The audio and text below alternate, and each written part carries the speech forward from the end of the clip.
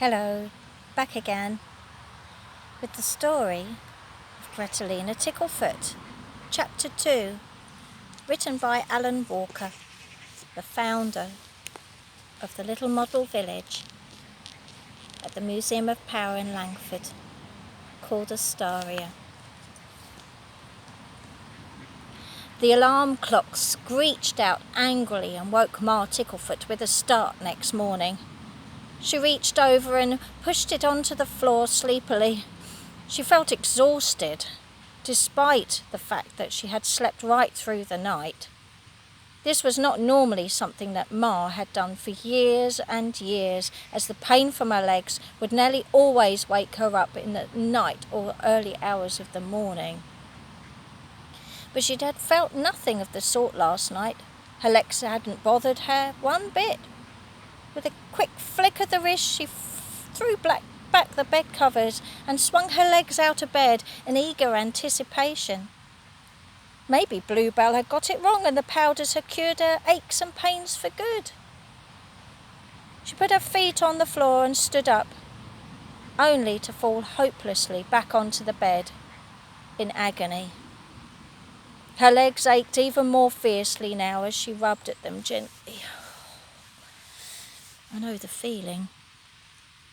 She had lain still for so long that both her legs had grown numb and hadn't been cured at all.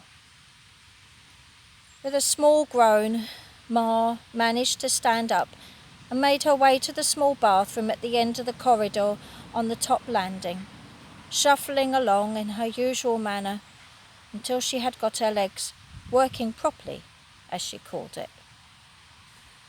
After breakfast, Ma went through the shop and spun the open-closed sign on the door round to read, "Open." Dear me, look at all this dust. Ma felt guilty, taking a day off yesterday and not being there for her customers. Even with just one day off, there were still chores to do. Ma picked up her duster from the cupboard and began polishing the woodwork in the shop. Business as usual, she smiled as she thought about her special day out yesterday. The bell on the door jangled noisily, and Josh Sandybanks walked in, smiling as ever. "Good day to thee, Mistress Ticklefoot," he said, still using the old Astarian language he'd never tired of. "Good morning, Josh. How is the boatyard and the river this fine day?" "Both fine, my good lady, thank you. I would ask of thee a moment of your time, if you please," he went on. "Of course, Josh. What can I do for you?" Ma's legs had now got used to moving a little bit better, and she walked around the back of the long wooden counter to stand facing Josh. "I would like to have carrots, onions, and a nice white cabbage, if you please, Mistress Ticklefoot." "Certainly, Josh. How's Matty and Carrie these days? Don't see a lot of them," Ma asked after Josh's wife and daughter as she gathered together the requirements for Josh's order. "Why, they are both in the best of health, good mistress. I thank thee for thy asking." Ma smiled gently to herself as she listened to the way in which Josh still used the old-fashioned Astarian language. He was the only one in the village who actually spoke in that manner, which quite endeared the man to everyone he came into contact with. Admittedly, the strangers in the village found it difficult to understand him if they spoke to him, but generally he got on with everybody. "Would thee be attending the annual village ball this year, mistress?" Josh asked politely. Ma laughed at the little thought of her attending the ball with these old legs of hers being so stiff and all. "Oh, dear me. Why, bless me, no, Josh. My old legs are no good for dancing any more. But surely it would be a pleasure to attend the ball, even without dancing, would it not be, my good lady?" Josh persisted. "Aye, that it would, Josh, but it would also be like letting cows into a field of best grass and telling them not to chew it." "No, my dear, I shall stay at home as usual, Ma sighed quietly as she thought of the dances she and Morticus had visited, where they had danced the entire night away sometimes. But no more, though. Morticus was gone. That was the end to it. Why, 'tis such a pity that thy legs were not stronger and more supple, good lady. I know of thy pleasure gained from dancing with your good husband.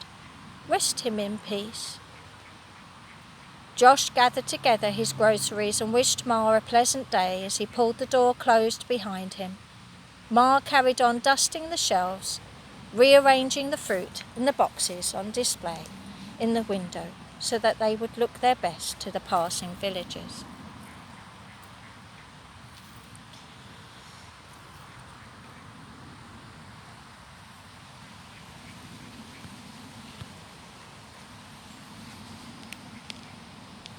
While she was sorting out the ripest tomatoes in the box, the thought suddenly came to her.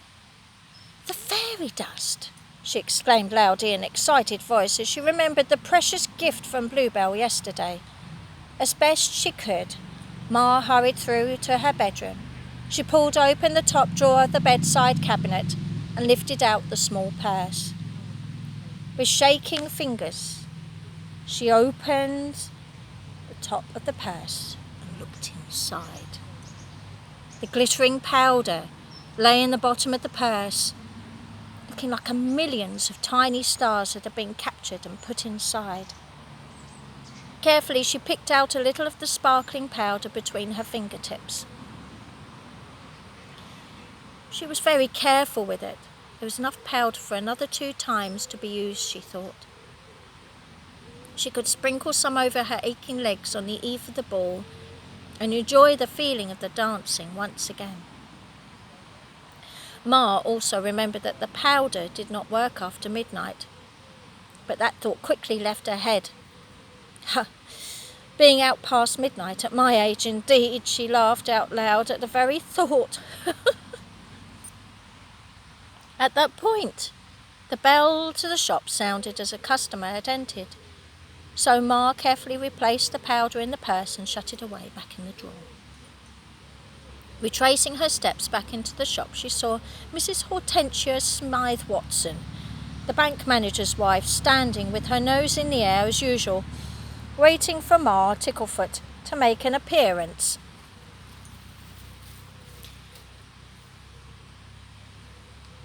"Ah, there you are. Thought you might have taken another day off." Hortensia had a certain way of upsetting people with her sharp tongue, and the suggestion of Ma having another day off, as she had put it, got right up Ma's nose. "As you can see, Hortensia, I'm here today. May I help you?" Ma made no indication as to be explaining why her shop was closed yesterday, least of all to the likes of Hortensia Smythe Watson.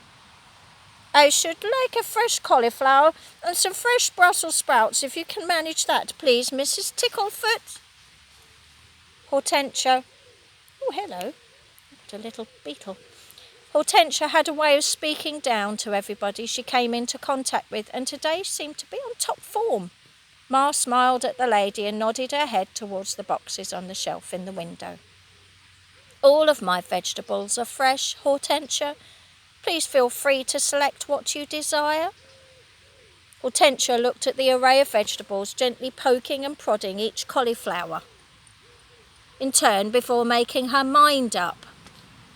"I shall have this one, if you would be so kind as to wrap it for me."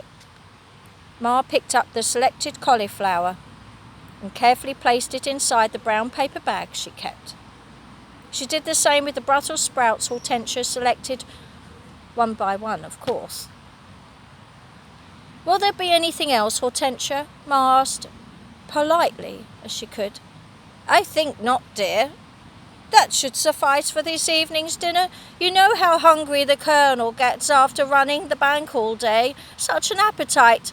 Never known a man to work so hard. But how silly of me, my dear. I was forgetting. Your good husband is no longer with you, is he?" So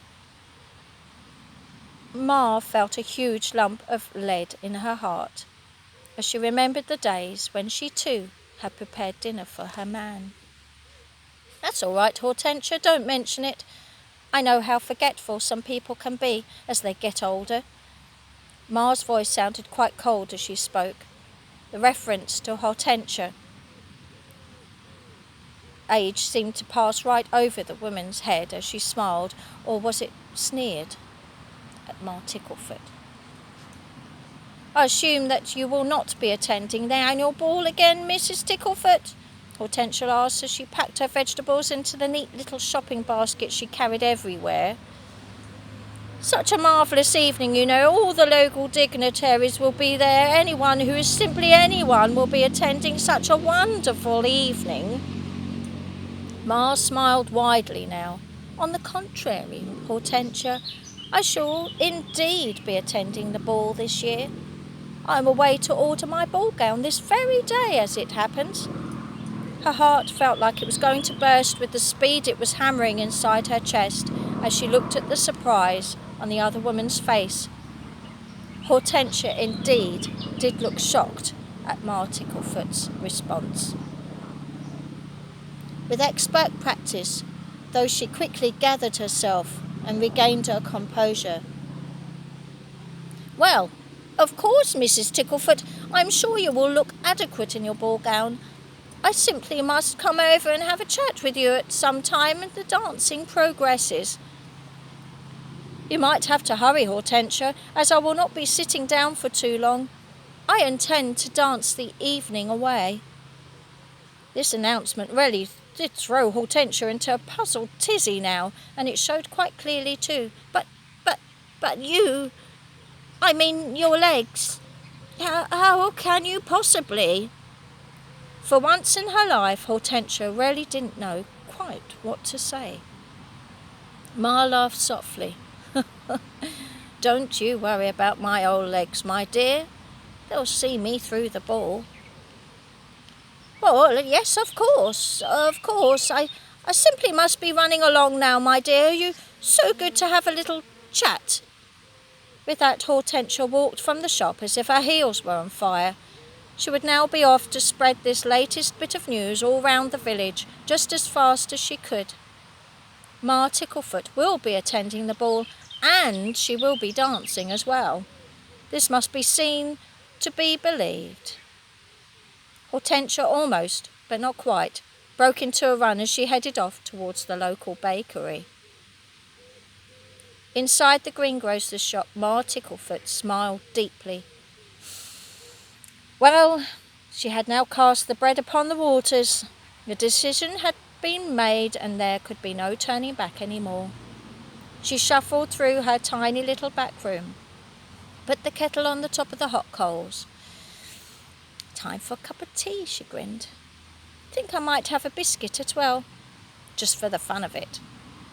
Ma laughed out loud at her childish devilment as she pictured the look on Hortensia's face when she had made her announcement.